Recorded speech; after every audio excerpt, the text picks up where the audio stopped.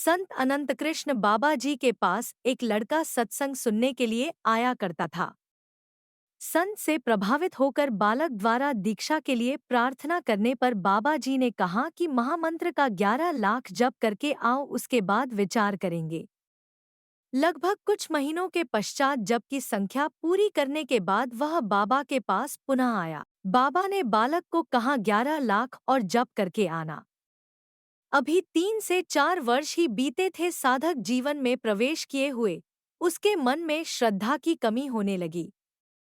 वह एक दिन कहीं जा रहा था, रास्ते में एक तांत्रिक को कुछ सिद्धियों का प्रदर्शन करते हुए देखा।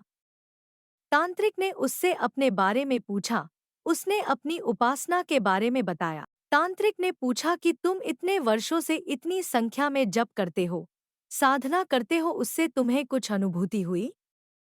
हमारी तरह प्रेत सिद्ध कर लो, तुम्हारे सब काम प्रेत कर दिया करेगा। बालक ने तांत्रिक से साधन की विधि जानी और शीघ्र ही थोड़े मंत्रों के जप से ही सिद्ध प्राप्ति कर ली। उसने तांत्रिक से कहा कि मुझे तो कोई प्रेत सिद्ध हुआ नहीं।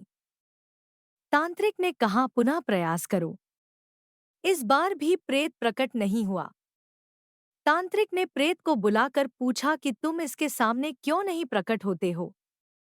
उस प्रेत ने कहा, मैं तो जैसे ही इसके थोड़े निकट जाता हूँ, इसके पीछे एक सुदर्शन चक्र प्रकट हो जाता है। मैं महान बलवान होने पर भी उस चक्र के तेज के सामने टिक नहीं सकता। अवश्य ही कोई शक्ति इसकी रक्षा करती है।